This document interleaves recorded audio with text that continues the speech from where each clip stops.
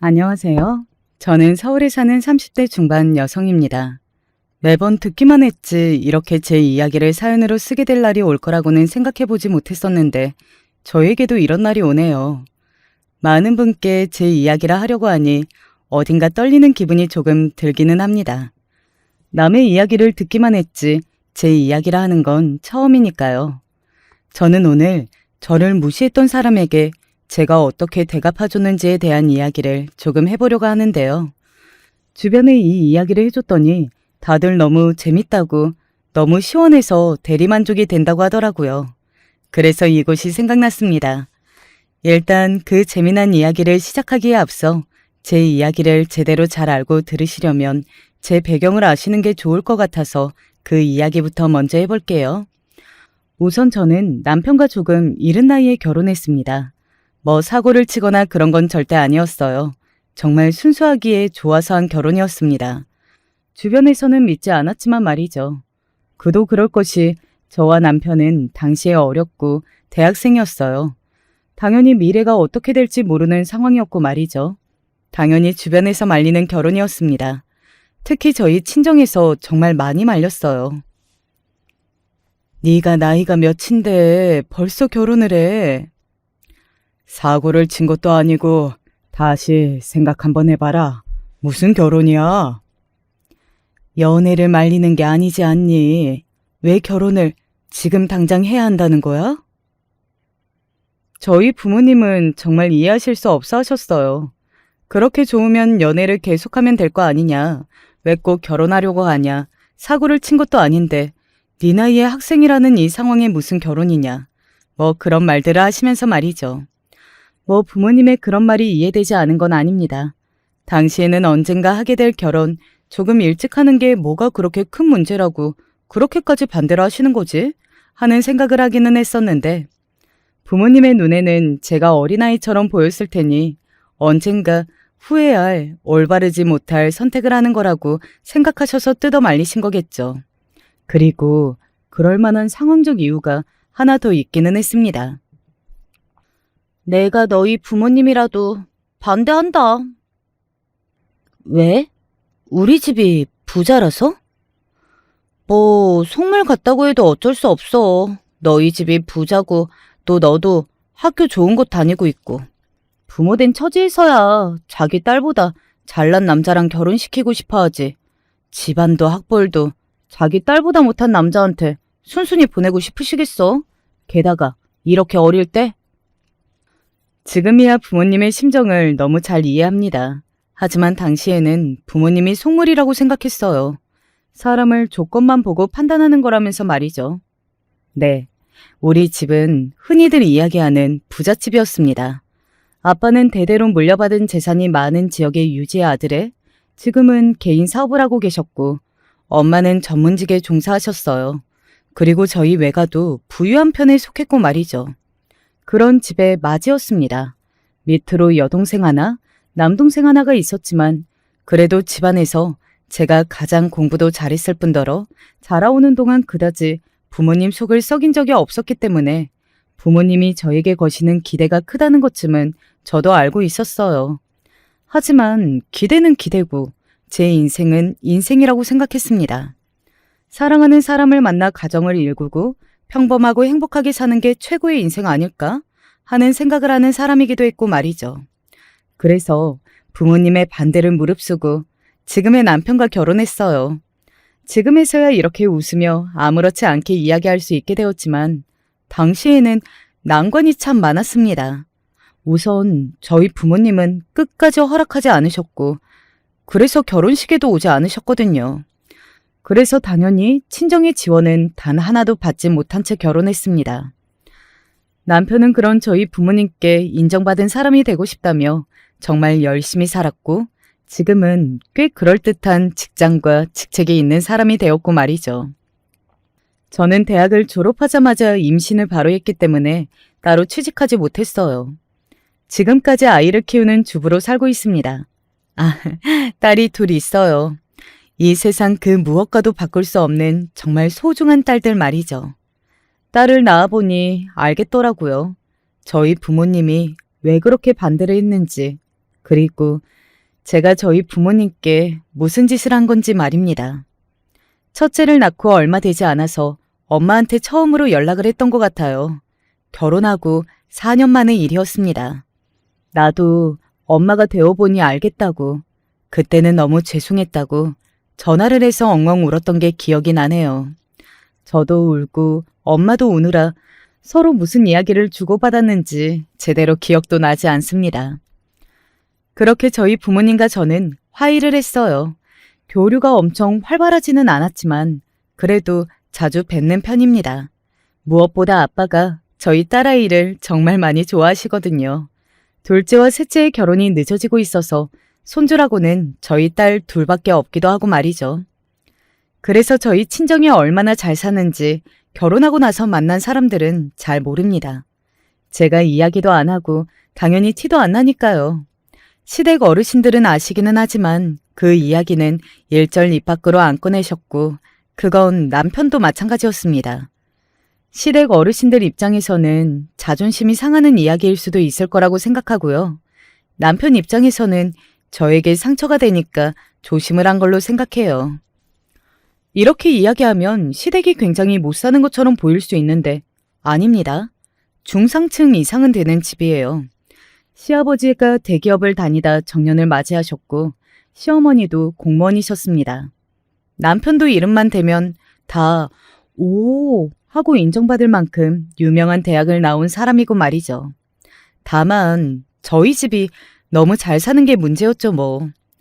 아무튼 지금은 화해하고 잘 지내고 있다는 게 중요한 거 아니겠어요? 남편과도 몇 번 만나서 밥을 먹고 이런저런 이야기를 나눌 만큼 친해졌고 말입니다. 과거를 생각하면 지금은 저에게 천지가 개벽한 거나 마찬가지입니다. 이제 제가 가진 배경에 대한 설명은 충분히 했으니 이제 이 사연을 쓰게 된 그 사람과 사건에 관한 이야기를 시작해 볼게요. 이 사연을 쓰게 된 원인 제공을 한 사람은 다름 아닌 제 동서입니다. 남편은 남동생이 하나 있어요. 남편보다 3살이 어린데 그래서 최근에 결혼했습니다. 결혼한 지 얼마 되지 않았어요. 남편과 달리 적당한 나이에 자란 거죠. 그리고 이 집이 뭐가 기운이 있는 건지는 모르겠는데 도련님도 자신보다 훨씬 좋은 조건의 여자와 결혼을 했습니다. 도련님은 약대를 나와서 지금은 월급을 받는 약사거든요. 그런데 동서되는 사람은 도련님보다 2살이 많은 피부과 의사예요. 도련님이 일하는 그 약국의 같은 건물에 있는 피부과 원장이었습니다. 오며 가며 얼굴을 보다가 연애를 하게 되었다고 하더라고요. 저희 도련님이 인물이 좀 괜찮거든요. 동서는 저보다 2살이 어렸습니다.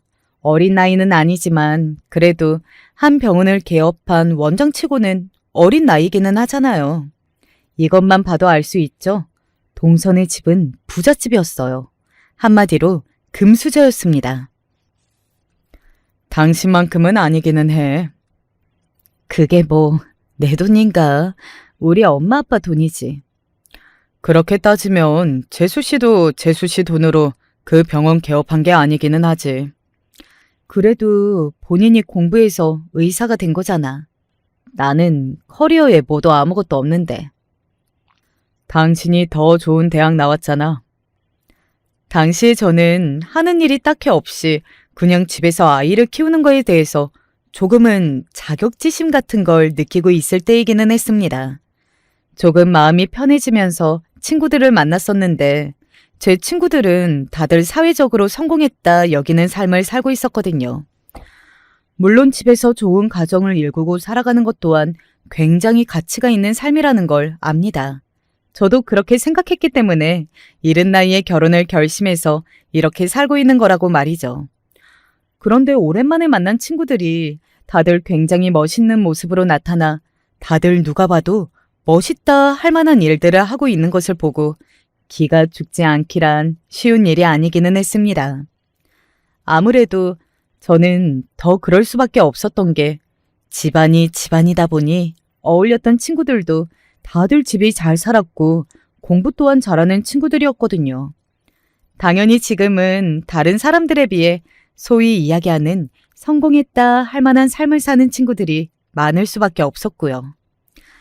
아무튼 그런 상황에서 동서가 피부과 의사라는 소리를 들으니 조금 기가 죽기는 했습니다. 평소에 저라면 그런 걸로 기가 죽거나 하지는 않았을 텐데 당시에 제 상황이나 심리적인 상태가 조금 그랬던 것 같기는 해요. 그리고 동서와의 첫 만남에서도 동서가 저를 은연중에 무시하는 것 같다고 저는 그렇게 생각했거든요.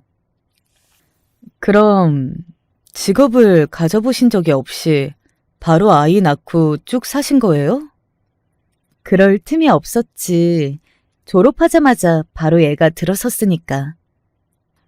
저는 그런 삶을 한 번도 생각해 본 적이 없어서 신기하기는 해요.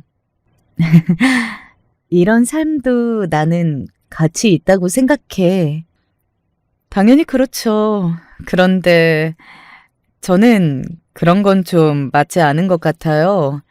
저는 제 일을 하고 사회적으로 인정을 받을 때 만족감을 느끼는 타입의 사람이라 그렇지 않은 사람들이 조금 신기하기는 해요. 평소라면 그게 왜 뭐가 신기하냐? 자신과 다른 가치관을 가지고 있다고 그런 표현을 하는 건 누군가에게 불쾌감을 줄 수 있다. 뭐 이런 말들을 하며 바로 한마디 했겠지만 그 당시에 저는 그러지 못했습니다. 그래서 아마 동서는 저를 만만하게 본 모양이었어요. 그 다음에 몇 번 만났을 때도 비슷한 말들을 했거든요. 집에서 애 보고 살림하고 그런 거 답답하지 않으세요? 솔직히 자기 직업이나 꿈을 가지고 그걸 이룬 사람들이 더 대단하기는 하잖아요? 뭐 이런 식으로 교묘하게 저를 무시하거나 깎아내리는 듯한 말들을 많이 했어요. 지금의 저는 그런 이야기를 들으면 지금 나를 무시하는 거냐? 했겠지만 그때는 정말 그런가? 하는 생각이 들었던 것 같아요. 이런 게 사람들이 이야기하는 가스라이팅이 아닌가 싶기도 하고요. 어쨌든 그렇게 어딘가 위아래가 바뀐 듯한 상황에서 도련님과 동서는 결혼을 하게 되었습니다. 그리고 어딘가 쎄한 감각을 느꼈던 제 불안함은 그야말로 적중을 했어요. 동서는 결혼을 하고 나서부터는 저를 더더욱 노골적으로 무시를 하기 시작했거든요. 이런 건 형님이 하셔야죠. 이런 거라니? 아니, 일을 무시한다기보다는 특화된 일을 하자는 거죠.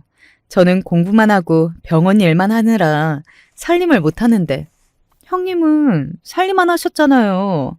그러니까 더 잘하실 거고 더 잘하는 사람이 이런 일을 도맡아 하는 게 당연한 거 아닐까요?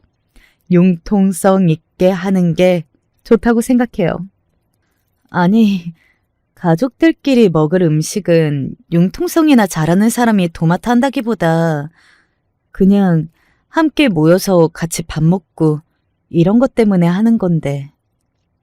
사실 저는 그런 것도 제가 왜 해야 하는지 모르겠거든요. 그냥 음식 재료값을 제가 따로 드리는 걸로 할게요. 형님 어차피 아주버니 월급으로만 생활하시는 거면 살림살이 빠듯하실 거잖아요? 당시 저는 아빠한테 조금씩 재산을 상속받은 상황이었거든요. 원래 저와 연락하지 않고 지낼 때 동생들에게 조금씩 물려주셨는데 저는 연락을 하고 있지 않았으니 해주지 않고 계시다가 그쯤에 다시 연락하고 얼굴을 보면서 조금씩 정리하고 계신 상황이었어요. 그래서 금전적으로는 아주 여유로웠습니다. 그래서 제가 중얼거리듯 말했습니다. 별로 안 빠듯한데? 진짜로 정말로 안 빠듯했어요. 하지만 동서는 저의 그런 말이 거짓말인 줄 알았던 모양이더라고요. 비웃듯 픽 웃으며 이렇게 말하는 걸 보면 말이죠. 되게 쓸데없는 곳에서 자존심을 세우시네요? 뭐? 제가 아주버님 월급 대충 얼마인지 뻔히 아는데 그 월급이면 당연히 빠듯하죠. 형님이 뭐 재산이 있는 것도 아니고 생활비 받아 쓰실 거 아니에요? 아니, 나는 괜히 자존심 세우시면서 부끄러워하실 필요 없어요. 없는 사람들이 그러는 거 되게 보기 싫더라고요, 저는. 그 노골적인 무시에 입이 떡 하고 벌리고 섰습니다. 저는 인생을 살면서 한 번도 그런 노골적인 무시를 당해본 기억이 없었거든요. 와, 사람 면전에 대고 사람한테 이런 말을 하는 사람도 있구나 하고 정말 순수하게 신기하게 생각했던 것 같아요. 아무튼 그런 식으로 저를 무시하는 일이 점점 잦아졌습니다. 어느 날은 이런 일도 있었어요. 우리 형님은 세상 물정을 정말 하나도 모르셔서 가족들끼리 다 같이 텔레비전으로 뉴스를 보고 있었는데 제가 부동산에 관해 한마디 했더니 그런 말을 하는 겁니다. 그 무시라는 듯한 말투에 제가 순간적으로 욱해서 조금 날카롭게 대답을 했던 것 같아요. 집안에만 있다고 세상 물정을 모르는 건 아니야. 아, 기분 나쁘셨어요? 그래도 사회생활하는 사람들이랑은 다를 수밖에 없죠. 물론 다르게 하겠지만 그래도 너무 모르는 사람 취급하지는 말아줬으면 좋겠네. 그래도 나도 대학 나오고 공부할 만큼 한 사람인데. 동서는 제가 나온 학교가 어디인지는 알고 있었거든요. 그리고 제가 자신보다 좋은 대학을 나왔다는 걸 처음 들었을 때 조금 놀란 얼굴이 되기도 했었고 말입니다. 지금 와서 생각해보면 제가 어느 학교에 나왔는지 알게 되고 나서 더더욱 노골적으로 저를 무시하는 말을 많이 했던 것 같아요. 아마 자격지심이 아니었을까 하는 생각이 이제는 들기는 합니다. 집에서 살림만 하는 사람이라고 무시했었는데 알고 봤더니 자기보다 좋은 대학을 나왔다는 걸 알게 되어서 말이죠. 대학 어디 나왔는지가 뭐가 중요해요? 지금 뭘 하고 있는지가 중요하죠. 형님 그 학벌 써먹을 데도 없으셨잖아요, 여태. 사실 그렇게 이야기하면 저는 할 말이 없기는 했어요. 학교를 졸업하고 나서 제대로 된 공부를 해본 적도 없고 그 학벌로 어디에 취직해서 일을 해본 적도 없기는 했으니까요. 어느 학교 나왔는지가 뭐가 그렇게 중요한가. 형님은 지금 집에서 살림하고 있고 저는 한 병원의 병원장인데. 집에서 살림하는 것도 쉬운 일은 아니야. 제가 하는 일보다는 쉬워 보여요. 그 이후로 동서와 자주 마주치지 않은 게 좋겠구나 하고 결론을 내리게 되었던 것 같아요. 만나면 저를 무시하지 못해서 안달난 사람과 만나서 제 자존감을 깎아먹을 필요는 없으니 말입니다. 게다가 동서는 저를 무시하는 정도가 점점 더 심해져 갔고 말이죠. 남편도 시부모님도 완전히는 아니더라도 어느 정도는 알고 있기는 했어요. 저와 동서의 사이가 좋지 않다는 사실을 말입니다. 그래서 되도록 안 만나도 되게 많이 배려 아닌 배려를 해주신 덕분에 저는 동서를 자주 만나지 않아도 되었습니다. 하지만 그러던 어느 날 사건이 터졌습니다. 제가 이곳에 사연을 보내게 된 결정적인 계기가 되는 그 사건 말입니다. 그날은 동서가 만든 날이었어요. 어느 날 동서에게서 이런 전화가 왔습니다. 어머님 모시고 우리 병원 한번 오세요. 동서 병원은 왜? 곧 있으면 어머님 생신이잖아요. 제가 비싼 관리 한번 해드리려고요. 동서가 피부과 의사라고 했잖아요. 그래서 시어머니 생신에 맞춰서 자기 병원에서 비싼 관리를 한번 해드릴까 한다고 말이죠. 그 김에 저도 나와서 한번 받으라고 웃는 투로 말을 하더군요. 저는 솔직히 조금 놀랐습니다. 저를 무시만 하는 줄 알았는데 그런 걸 해준다고 하니 말이죠. 사람이 바뀌어가나? 뭐 그런 기대도 했던 것 같아요. 물론 절대 아니었지만 말입니다. 시어머니를 모시고 동서의 병원으로 나갔어요. 동서의 병원은 처음 가보는 거였는데 강남 한복판에 있는 피부과라 그럴 때부터 알아봤지만 으리으리하더군요. 내부도 화려하고 고급스럽고 누가 봐도 돈 꽤 있는 사람들만 오는 것 같은 병원 같아 보이기는 했습니다. 그곳에 있는 다른 환자들도 부자들 같아 보였고요. 오셨어요? 우리 병원은 처음 오시죠? 동서는 시어머니와 저를 마중 나와서는 웃으며 그렇게 이야기하더군요. 병원에서 가운 입은 모습을 보니 멋지다고 생각하기는 했던 것 같습니다. 어딘가 부러운 마음도 조금 들기는 하더라고요. 자기 일을 이렇게 잘하고 있다는 걸 보니 말이죠. 시어머니는 직원의 안내를 받아 먼저 관리받으러 갔어요. 그 모습을 가만 보던 동서가 저에게 말했습니다. 형님은 아직 어머님이 받을 관리를 받으실 때는 아니기는 하니까 제가 다른 프로그램을 준비해뒀거든요. 그거 받으세요. 그래, 고마워. 덕분에 호강하네. 뭘요? 거기까지는 정말 순조로웠습니다. 그냥 오늘은 시어머니와 동서의 병원에서 관리받고 집에 들어가는 길에 맛있는 것까지 먹는 평화롭고 소소한 행복이 있는 날일 거라고 정말이지 믿어 의심치 않았어요. 그리고 동서의 병원에서 해주는 관리가 무척이나 마음에 들었습니다. 저도 소시적에 엄마와 함께 피부과라면 꽤 많이 다녀보며 관리를 받아본 적이 있었는데 최근에는 기술이 더 좋아진 건지 아니면 정말 동서 병원이 잘하는 건지는 몰라도 그 관리가 굉장히 만족스러웠어요. 회원권을 끊고 싶다는 생각이 들 정도로 말입니다. 당시에 아빠에게 재산을 조금 물려받던 중이기는 했지만 그래도 그 받은 돈을 쓰고 있지는 않았거든요. 그런 말이 있잖아요.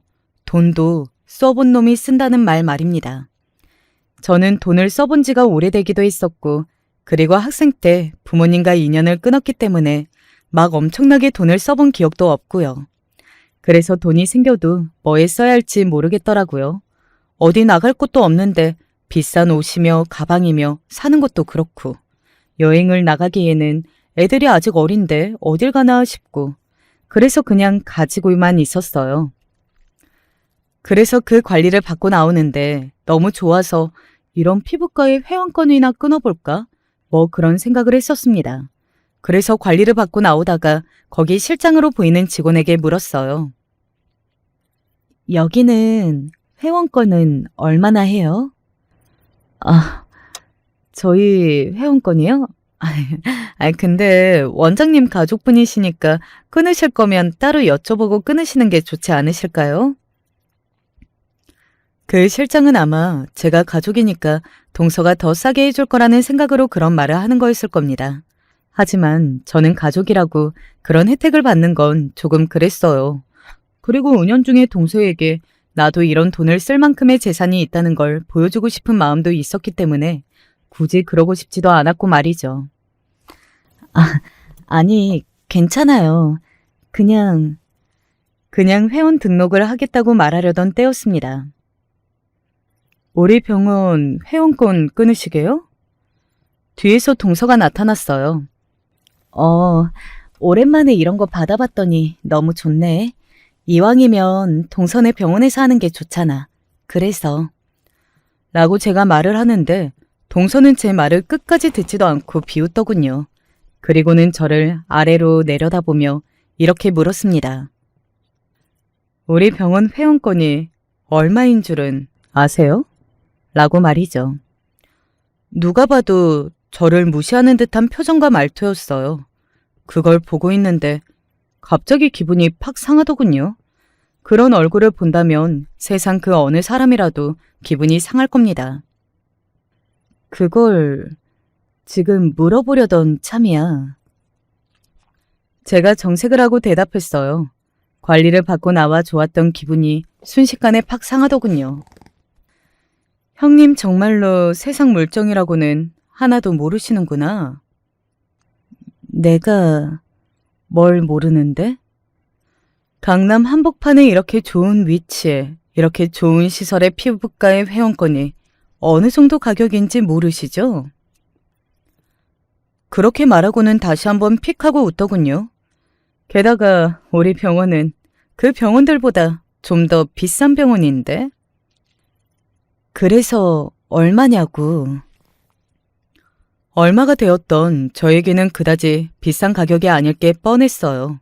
그래서 제가 다시 한번 그렇게 물었고 동서는 그런 저를 가만히 보다가 이렇게 대답했습니다. 동서의 그 대답은 너무나 충격적이라 아직도 토시 하나 빼놓지 않고 생생하게 기억하고 있어요. 형님, 형님을 팔아도 우리 병원 시술비는 못 내요. 라고 말이죠. 정말 충격적이지 않나요? 사람을 팔아도 라는 말을 어떻게 그렇게 쉽게 내뱉을 수가 있는 건지 저는 아직도 이해되지 않습니다. 아니, 이해하고 싶지도 않아요. 그런 몰상식한 말을 뱉는 사람은 말이죠. 당시에도 저는 제가 무슨 말을 들은 건지 정말 놀라서 받아들일 수 없는 심정으로 동서에게 다시 한번 되물었던 것 같아요. 동서, 방금 뭐라고 했어? 저의 그 되물음에 동서는 또박또박 다시 대답을 했습니다. 그 태도에 더 화가 나서 제가 이성을 잃었던 것 같아요. 형님을 팔아도 못 낸다고요? 동서 지금 말 다 했어? 저는 사실을 말씀드린 건데 기분 많이 나쁘세요? 하지만 그게 현실인걸요. 여러분이 생각하기에도 제 이성이 날아갈 만하지 않았나요? 정말이지 그 자리에서 병원을 다 뒤엎지 않은 게 다행이라는 생각이 아직도 듭니다. 어떻게 사람을 앞에다 두고 그런 말을 할 수가 있어? 형님이 주제도 모르고 우리 병원 회원권 이야기를 하시니까 그렇죠. 저는 세상에서 자기 주제 모르는 사람이 제일 싫거든요. 내 주제가 뭔데? 제가 화가 나서 소리를 버럭 질렀습니다. 동서는 눈 하나 깜짝하지 않고 계속해서 엄청난 말을 뱉더군요. 이런 회원권 끊을 돈이 있기나 해요? 있으면 있기는 뭐가 있어요. 자존심 때문에 말도 안 되는 소리 하면서 무리하지 마세요. 여기서 그거 끊고 나면 형님 몇 년을 손가락 빨며 살아야 할 수도 있는데. 정말 말이 너무 심한 거 아니야? 제가 말이 심한 게 아니라 형님이 자기 주제 파악 못하고 함부로 나대는 게 더 문제죠. 어떻게 우리 병원 회원권을 끊어볼 생각을 할 수가 있어요? 나 참 진짜 웃겨서. 사실 저는 그 이야기만큼은 하지 않으려고 했거든요. 하지만 해야겠더군요. 방금 뱉은 말 사과해. 아니면 내가 무슨 짓을 할지 모르니까. 뭘 사과해요? 저는 틀린 말을 한 적이 없는데. 정말로 사과 안 해? 아니, 제가 뭘 잘못했어야 사과하죠. 제가 숨을 한번 크게 들이쉬었습니다. 동서는 그 모습을 팔짱을 낀 채 깔보듯 바라보고 있었고요. 마치 네가 그래서 뭘 할 수 있는데? 하는 얼굴로 말입니다. 이 건물 주인이 누군지 알아? 제 그 말에 동서는 순간 당황한 듯 보였어요. 뭐 다른 게 아니라 그런 말이 제 입에서 나올 거라고는 예측하지 못했던 거라 순수하게 놀란 듯 보였습니다. 그 말이 왜 네 입에서 나와? 같은 표정으로 저를 바라보더군요. 누군 줄 아냐고. 누군 줄 알면 뭐 형님이랑 아는 사이라도 돼요? 기껏 생각해낸 게 저와 이 건물주가 아는 사이일 수도 있겠다. 뭐 그 정도인 것 같더라고요. 단순히 그냥 아는 정도가 아니었는데 말입니다. 아는 사이야. 그것도 아주 잘. 저의 그 말에 동서는 조금 더 당황한 듯 보였지만 이내 웃으며 이렇게 이야기했습니다. 돈 많은 지인 있는 게 뭐요? 그렇게 따지면 나도 국회의원 지인이 있어요. 하다 지인 건물로 유세 떠는 짓을 하는 사람을 다 보네. 진짜 기가 막혀서. 사실 그런 말과 행동은 정말로 저는 하고 싶지 않은 일과 행동이기는 했거든요. 제 것이 아닌 걸로 남에게 유세를 떨고 있는 척을 하고 그런 건 저도 정말 싫어하는 종류의 행동이었으니까요. 하지만 당시에는 그럴 수밖에 없었어요. 동서의 그 행태를 도저히 참아 넘길 수 없었거든요. 그래서 말했습니다. 지인이기는 하지. 그것도 아주 친한 지인. 진짜 어이가 없어서. 얼마나 친한데요? 뭐 가족이라도 돼요? 제 그 말에 동서는 순간 그 자리에서 굳었습니다. 가족이라면 이야기가 달라지기는 하잖아요. 엄청나게 당황한 게 눈으로 보였어요. 그런 동서에게 쐐기를 박았습니다. 우리 친정아버지 건물인데 몰랐어? 뭐라고요? 잠시 멍하던 동서가 굉장히 놀란 얼굴로 말까지 더듬으며 되물었습니다. 저는 그런 동서의 눈을 똑바로 바라보며 차분히 다시 한번 또박또박 말해줬어요. 동서 병원 건물. 그니까 이 건물 우리 친정 아빠 거라고.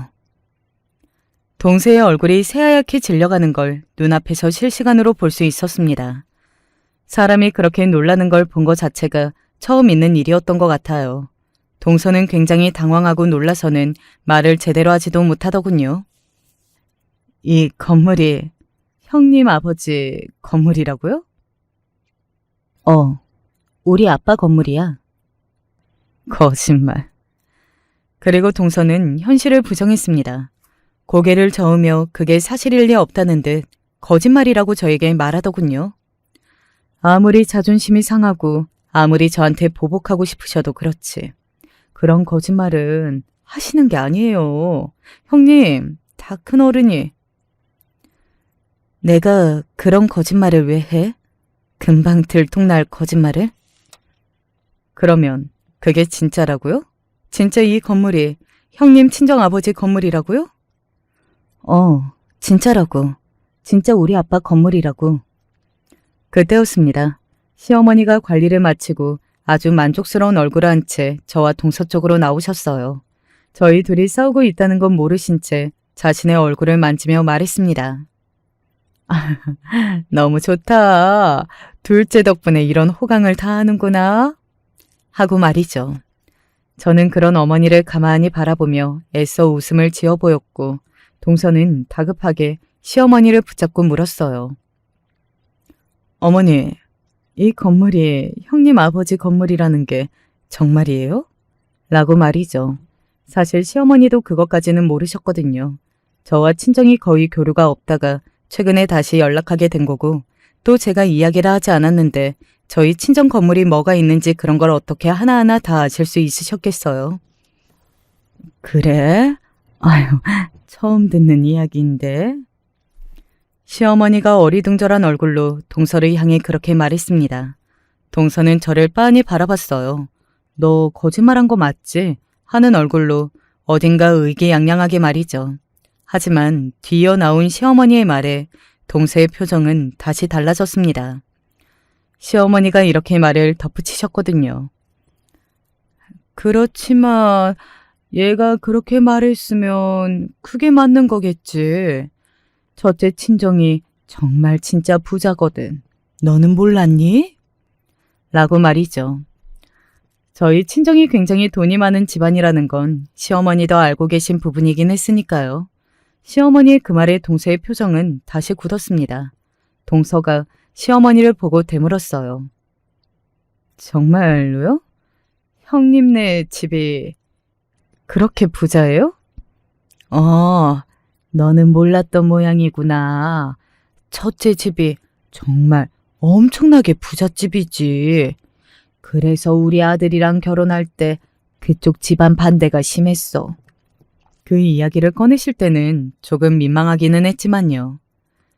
그런데 뭐 나라도 그런 집안이면 더 좋은 조건의 사람이랑 결혼시키고 싶을 것 같긴 해서 나도 그런 걸로 엄청나게 기분이 나쁘거나 하지는 않았다.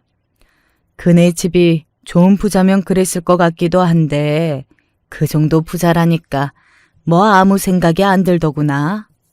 시어머니는 농담하듯 허허 웃으며 그렇게 말씀하셨고 그 이야기를 듣는 동서의 표정은 정말 점점 더 어두워져만 갔어요. 저희 친정이 어느 정도 부자인지는 몰라도 정말 엄청나다는 것 정도는 알게 된 얼굴로 이렇게 말했습니다. 그런데 왜? 그런데 왜 이렇게 사냐고? 제가 직접적으로 그렇게 물었어요. 동서의 얼굴이 더 하얗게 질려가는 게 보였습니다. 나는 아이 낳고 가정을 이루고 사는 삶이 다른 삶에 비해 가치가 떨어진다고 생각하지 않으니까. 사랑하는 사람이랑 결혼해서 아이를 낳고 행복하게 사는 것보다 최고인 건 없다고 생각하니까. 그런 제 말에 동서는 입을 다물었습니다.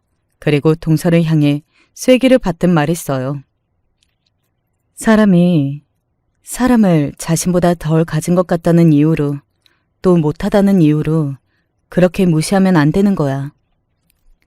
시어머니는 그제야 저희 둘 사이가 어딘가 심상치 않다는 걸 아시고 눈치를 보기 시작하시더군요. 저는 사실 그 모습이 신경이 쓰여서 그만했던 것 같아요. 만약에 그 자리에 시어머니가 계시지 않았다면 저는 동서를 향해 언성을 더 높였을지도 모를 일입니다. 그날은 일단 그렇게 마무리되었어요. 경황도 없고 동서도 엄청나게 당황한 게 보였기 때문에 제대로 된 사과를 그날 받지는 못했습니다. 하지만 저는 반드시 사과받고 싶었거든요. 그런 모욕적인 말을 듣고 사과받고 싶지 않아 하는 사람은 없을 테니까요. 재수 씨랑 무슨 일이 있었어? 그런데 남편이 그렇게 묻더군요. 왜? 민성이가 전화 와서는 형수님이랑 무슨 일이 있는 것 같다고 그러더라고. 도련님이 남편에게 전화가 와서는 자기 부인이랑 형수님이 무슨 일이 있는 것 같은데 제대로 이야기해주지 않는다고 했다더군요. 그러면서 형수님 집이 정말로 그렇게 부자냐고 꼬치꼬치 물었다고 말이죠. 도련님도 우리 집이 부자라는 건 알고 있었거든요. 싸웠어. 무슨 일로? 그래서 그날 남편에게 그날 있었던 일에 관해 다 이야기했습니다. 남편도 동서가 말을 막 하는 사람이라는 건 은연중에 알고 있기는 했지만 그 정도일 줄은 몰랐다며 정말로 많이 놀라더군요. 그리고 이런 일은 제대로 사과를 받아야 한다고도 말이죠. 나도 그럴 생각이야. 그런데 어떻게 사람을 앞에다 두고 몸 팔아도 안 된다는 둥 그런 이야기를 할 수가 있냐?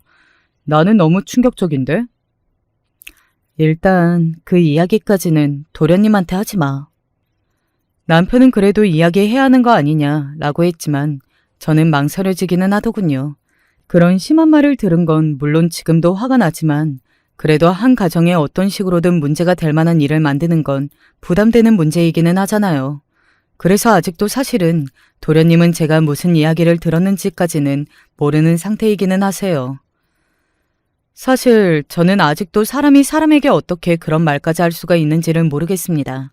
아무리 무시하는 대상이고 자신보다 못났다고 가진 게 없다고 생각하는 사람이기로서니 팔아도 못 살 거라뇨. 여러분은 사람이 사람에게 이런 말을 하는 게 어지간한 인성으로 가능하다고 생각하시나요? 저는 그래서 이 일을 도련님에게 마냥 비밀로 하는 것이 옳은가 하는 것에 대한 고민이 들기도 합니다.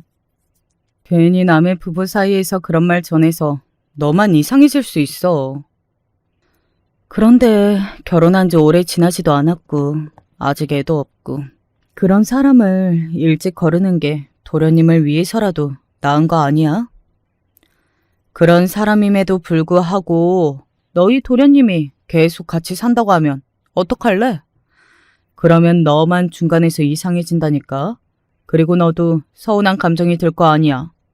너한테 그런 말까지 한 사람인데 아무렇지 않게 같이 살면 사람의 마음이라는 게 무자르듯 그렇게 잘라지는 게 아니라고. 괜히 안 좋은 말 전하지 말고 지금이라도 제가 얼마나 잘 사는지 저희 친정이 얼마나 부자인지를 알았으니 앞으로는 안 그럴 거라 생각하고 그냥 어느 정도는 흐린 눈을 해가면서 살라고요. 친구의 말을 들으니 그게 또 그렇기는 하더라고요. 그래서 저와 남편은 도련님에게 이 이야기를 전하지 않는 걸로 결론을 내렸습니다. 그렇게 얼마간의 시간이 흘렀어요. 동서는 그 뒤로 연락 한 번이 없었습니다. 저는 솔직히 바로 전화가 와서 미안하다고 사과를 할 줄 알았거든요. 그런데 아무 연락이 없이 조용한 며칠이 지나갔어요. 속으로 생각했던 것 같아요. 나한테 숙이기에는 도저히 자기 자존심이 허락을 못하나 보다. 라고 말이죠. 그렇게 생각하니 괘씸한 마음이 확 올라오기는 하더라고요. 욱하는 심정에 여기저기 다 불어버릴까 하는 생각을 했던 것도 같습니다. 아무튼 그렇게 점점 더 괘씸한 마음이 쌓여가던 때 동서에게서 전화가 왔어요. 형님, 뵙고 말씀드릴 게 있어요. 라는 말을 하는 동서의 목소리가 평소 저에게 말하던 투와는 굉장히 다르기는 하더라고요. 조심스럽고 어딘가 부드러운 제가 동서에게서 처음 들어보는 목소리였습니다. 그렇게 만난 동서는 그 모습도 제가 평소에 늘 대해왔던 동서와는 완전히 달랐습니다. 어딘가 굉장히 눈치를 보며 제 기분을 살피는 듯 보이더라고요. 그날은 정말 죄송했어요. 다시 생각해봐도 제가 말이 너무 지나쳤더라고요. 지나친 게 아니라 해서는 안 될 말을 한 거지. 제 그 말에 동서는 고개를 끄덕이더군요. 뭐 화나 보이는 구석도 없었고 그냥 다 받아들이고 제가 무슨 말을 해도 수긍하겠다는 듯한 태도였습니다. 그런 모습을 보니 사실 화낼 기분도 없어졌어요. 뭐 전의를 상실했다고나 할까요? 하지만 이 말만큼은 꼭 해야겠다는 생각이 들었습니다. 내가 그렇게 부잣집 딸이 아니었다면 동서에게 여전히 사과를 받지 못했겠지? 동서는 제 말에 아무 말도 하지 못하고 그저 눈만 아래로 내리깔더군요. 저는 그런 동서를 보며 계속해서 말을 이어갔습니다. 더 가지고 덜 가지고 중요한 게 아니라 사람을 사람으로 존중하고 대하는 예의를 좀 지켜줬으면 좋겠어. 뭐 앞으로는 그럴 것 같기는 하지만.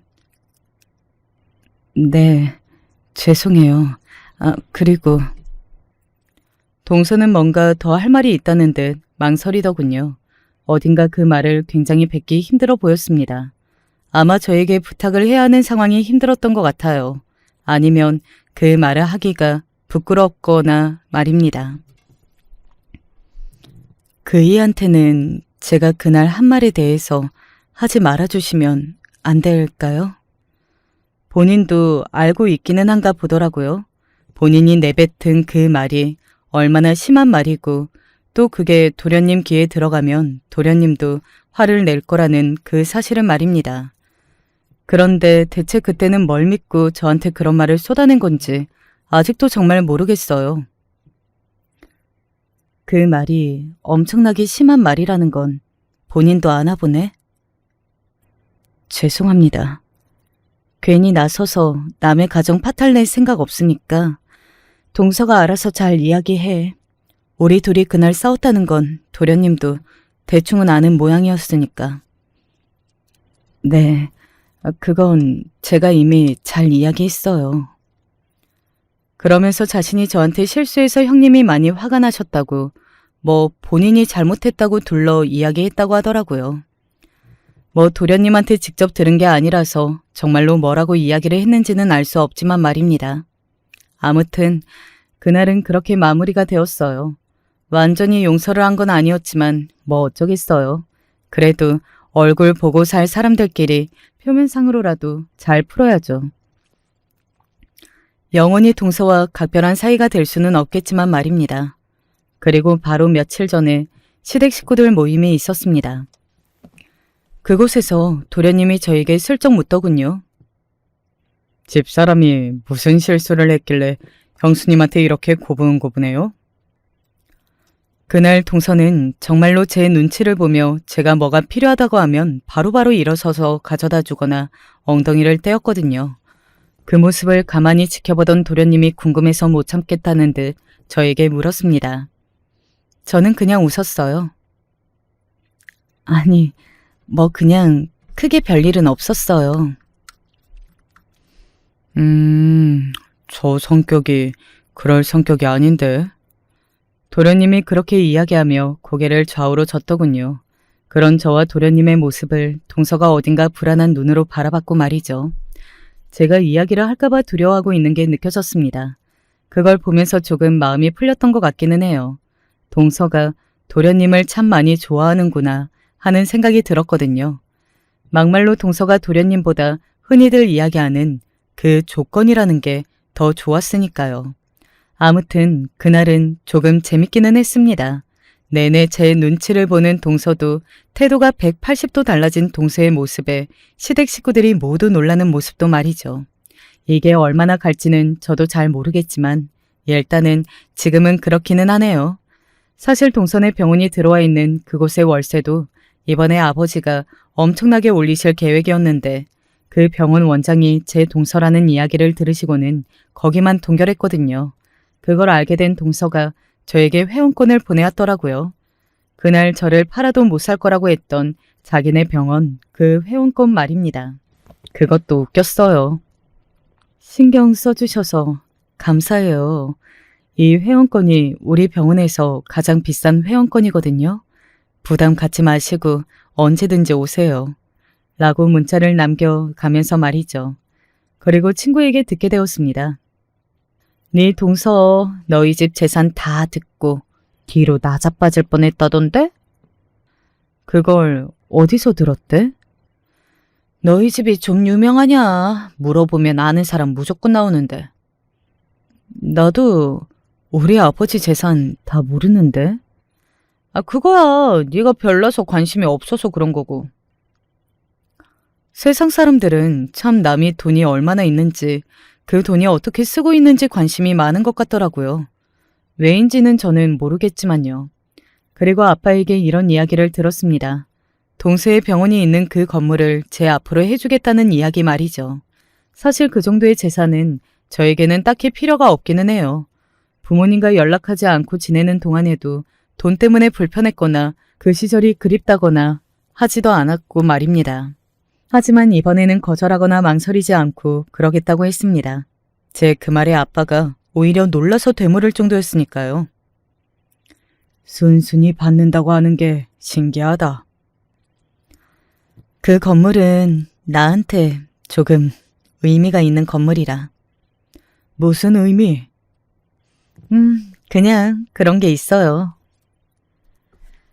동서를 정신을 차리게 해준 건물이란 말은 굳이 하지 않았어요. 이러나 저러나 제가 어디 가서 무시당하고 살았었다는 이야기하면 부모님으로서는 너무나 속상해하실 게 뻔했잖아요. 안 그래도 요즘 간혹 이런 말을 하시는데 말입니다. 그래도 그때 공부 제대로 다 마치고 제대로 된 사회생활 한 번이라도 해봤으면 좋았을걸. 라고 말이죠. 요즘도 다시 공부를 시작해보는 게 어떻겠느냐 그런 말을 간혹 하시기는 하시고요. 저도 그 전과는 사실 마음이 많이 달라지기는 했어요. 물론 가정을 꾸리고 행복하게 사는 것도 굉장히 의미가 있는 일이기는 하지만 열심히 공부하고 꿈을 향해 나아가는 친구들을 보고 있으니 멋있다는 생각이 들기도 했거든요. 여러모로 그 일이 제 생각이나 가치관을 많이 바꾸어 놓기는 한 것 같습니다. 아니, 바뀌고 있던 찰나에 그런 일이 생겨서 더 속도가 빨라지게 되었는지도 모르죠. 물론 아이들이 아직 어려서 언제 본격적으로 다시 시작하게 될지는 모르겠지만 말입니다. 많은 분이 이런 제 이야기를 들으면 그러면 동서처제에서는 잃을 게 없는데 뭐가 시원한 사이다 복수냐 하실 수도 있을 겁니다. 하지만 저는 복수를 했다고 생각해요. 동서는 저에게 이제는 정말로 꼼짝달싹도 하지 못할 뿐더러 그 건물을 제가 상속받게 되면 제가 동서병원의 건물주가 되는 거잖아요. 그러면 평생 제 눈치를 보며 살 수밖에 없겠죠. 뭐 동서의 성품에 그러지 않을지도 모르는 일이지만 말입니다. 그리고 저는 요즘 동서가 준 그 회원권을 정말 알뜰하게 잘 쓰고 있거든요. 저는 알아요. 동서가 제 얼굴을 보기 불편해한다는 걸 말입니다. 얼굴 볼 때마다 멈칫하는 게 보이거든요. 그래서 그 피부과에 일부러 더 가는 것도 있어요. 저를 보고 볼 때마다 부끄러워하라고 말입니다. 그리고 실제로 그런 것 같아 보이고 말이죠. 저는 이런 식으로 꾸준히 동서 앞에 나타나서 동서가 그날 제게 했던 말과 행동들을 떠올릴 수 있도록 만들 생각입니다. 그리고 그럴 때마다 자신이 어떤 사람에게 어떤 말을 했는지를 생각하며 창피함을 느끼겠죠. 사람은 한 번에 달라질 수 없다고 생각해요. 하지만 절대 달라지지 않는다고도 생각하지 않습니다. 사람은 달라질 수 있어요. 본인이 부끄러움을 알고 반성만 제대로 한다면 말이죠. 가족으로 살지 않는다면 모를까. 앞으로도 어쩌면 평생을 얼굴을 보고 살아야 하는 가족이라면 그래도 이왕이면 좋은 사람이 되는 게 더 저를 위해서도 우리 가족들을 위해서도 올바른 방향이니까요. 부디 동서가 진심으로 부끄러움을 알기를 그리고 반성을 하기를 바랄 뿐입니다. 그걸 저는 바로 옆에서 계속 지켜볼 생각이에요. 이야기를 하다 보니 굉장히 많이 길어진 것 같네요. 저는 이 이야기를 사연으로 쓰면서 굉장히 재밌다고 생각했는데 들으시는 여러분은 어떻게 들으셨는지 궁금합니다. 재밌게 들어주셨으면 좋을 것 같네요. 여러분들 주변에서도 누군가가 자신보다 덜 가졌다는 이유 하나만으로 몰상식한 발언을 하면서 사람을 무시하는 사람들이 있을 수 있습니다. 세상은 넓고 생각보다 이해할 수 있는 사람들이 많더라고요. 그런 분들이 많이들 공감해 주시면서 이야기를 들어주셨을 거라 생각합니다. 그리고 제 이야기가 조금이나마 간지러운 부분을 긁어드렸다면 더없이 좋을 것 같고 말입니다. 저는 이제 그만 사연을 줄여 할 것 같네요. 오늘도 동서의 피부과 예약이 잡혀 있거든요. 친구들에게 이 이야기하면 너도 참 징하다 라고들 이야기하거나 둘이 무슨 코미디 영화 찍냐고들 하는데 저는 나름 진지합니다. 요즘 날씨가 너무 덥고 습하죠? 그리고 비도 왔다가 안 왔다가 난리더라고요. 이럴 때일수록 날씨 때문에 기분이 우울해질 수도 있으니 다들 맛있는 거 먹으면서 좋은 사람들과 대화를 나누는 날을 많이 가지셨으면 좋겠습니다. 저는 여기서 사연을 이만 마무리할게요. 제 이야기를 마지막까지 들어주신 모든 분께 감사하고 언제 어디서나 기분 좋은 일만 가득하시기를 바랍니다. 안녕하세요. 전 충청북도 청주에 사는 최소은이랍니다. 오늘은 한풀이도 할 겸 오갈 데 없이 지쳐버린 제 마음을 여기에다가라도 풀어보고 싶어 이렇게 글을 씁니다. 저로 말할 것 같으면 자칭 타칭 짠순입니다. 솔직히 제가 봐도 저는 좀 심할 정도예요. 하지만 그렇다고 제가 다른 사람을 위해 쓰는 돈을 아껴 쓰는 건 아닙니다. 그저 제가 쓸 수 있는 돈에서 아끼고 아껴 그 돈을 저축하는 것뿐입니다. 아시다시피 저희 세대는 돈을 모으기가 참 쉽지 않습니다. 집 하나를 사려 해도 대출을 껴야 하고 차는 감지덕지이죠. 아파트에 사는 걸 꿈이라고 하지만 어디에 도움받을 곳도 없는 제게 아파트는 아주 먼 희망사항일 뿐입니다. 그러니 제가 죽어라 일을 해서 돈을 버는 거죠. 하지만 제가 짠순이가 된 건 15살 때부터였습니다. 생각해보면 아주 어린 아이였을 때부터였죠. 어느 날 잘 살던 저희 집이 사업으로 망해버리고 빨간 딱지가 집안 곳곳에 붙여지기 시작했습니다. 저와 엄마는 그 빨간 딱지가 무서워 손을 대지 못했고 그날부터 제 모든 생활엔 제약이 생겨버렸어요. 저희는 시골로 내려갔는데 그곳에서도 가난함을 면치 못했어요. 덩달아 학교 생활도 엉망이 되어버렸습니다. 급식비도 연체되고 남들 다 가는 수학여행도 못 가게 되고요. 친구들은 그런 저를 안쓰럽게 쳐다보았어요. 소은아, 우리 놀이공원 갈 건데 너는 못 가지? 아, 응. 친구들은 어느샌가 저를 놀이에서 빼기 시작했고 그렇게 전 혼자가 되어버렸어요. 가난이라는 게 참 얼마나 서글픈지 그 어린 나이에도 저는 몸으로 느낄 수 있었어요. 좋은 대학에 가기 위해선 학원에 가야 하는데 학원을 가고 싶어도 엄마한테 보내달라 말할 수가 없고 문제집 하나 제대로 살 수가 없어 독서실 앞에서 남들이 쓰고 버린 문제집들을 주워서 지우개로 빡빡 답을 지어 문제를 풀어야 하고 남들은 대학에 대한 낭만을 이야기할 때 저는 천문학적 숫자의 등록금을 걱정해야 했습니다. 소은아, 걱정하지 마. 엄마가 아는 아줌마한테 돈 빌려서라도 우리 딸 대학 가게 해줄 테니까. 너는 그냥 공부만 해. 알겠지? 엄마는 절 생각하신다고 저리 말씀하셨지만 전 저희 집 형편을 잘 알았어요. 그래서 늘 밝은 얼굴로 엄마, 돈 빌리거나 하지 않아도 돼. 전액 장학금 지원해주는 대학교도 많으니까 난 그쪽으로 지원할 거야. 하곤 말하곤 했어요. 우리 집은 등록금을 내줄 형편이 안 되는데 난 반드시 전액 장학금을 주는 대학에 가야 하는데 그럼 내 성적에 그게 가능한 대학이 어디일까? 제 머릿속은 그렇게 늘 돈 생각으로 분주했습니다. 드디어 대학 합격 발표 날 저는 얼마나 떨었는지 모릅니다. 행여나 전액 장학금을 받을 수 있는 그 대학이 되지 않을까봐, 그래서 대학을 가지 못하게 될까봐, 이 징그러운 수험 생활을 또 보내게 될까봐요. 그래도 다행히 이악 물고 공부한 보람이 있는지 전 좋은 대학에 전액 장학금 대상자로 선정되어 대학을 가게 되었습니다. 처음 맞이한 봄날 같은 캠퍼스 풍경과 분주히 움직이는 학생들, 성인이라는 꼬리표, 이 모든 것들은 달콤했고 아찔할 만큼 행복했습니다. 아주 잠시 동안만은요. 처음 술을 먹어보고 취해도 보고 남자 동기랑도 말을 나눠보고 선후배와 같은 호칭도 써보고요. 제 인생 처음으로 돈에서 돈으로부터 벗어날 수 있던 한 달이었던 것 같습니다. 허나 가난은 제게 벗어날 수 없는 굴레였습니다. 이미 제 생활 곳곳에 속속들이 파고들어 제 발목을 붙잡고 있었기 때문입니다. 전 대학 기숙사에 떨어져 어쩔 수 없이 바로 앞 고시원에 살아야 했습니다. 행복하우스라는 이름을 가진 고시원이었는데 이름과 달리 고시원의 환경은 정말이지 열악했습니다. 방값이 싼 데는 그만한 이유가 있었던 거죠. 벌레들이 수시로 제 방 한가운데를 활보하고 다녔고 에어컨이나 온풍기 같은 건 없습니다. 그래서 폭염이 몰아치는 여름에도 에어컨 없이 5,000원짜리 선풍기 하나로 더운 나날을 버텨야 했습니다. 사장님, 벌레가 너무 많은데 바퀴벌레 약이라도 뿌려주시면 안 되나요? 아님 업체를 불러주시면 안 될까요? 아니, 내가 그런 것까지 왜 신경 써?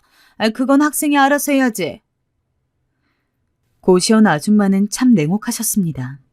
그래서 벌레와 어쩔 수 없이 동침을 해야 했고 여름날 정말 못 견딜 땐 카페로 뛰쳐나가 거기서 하루 종일 있다 집으로 돌아와야 했죠.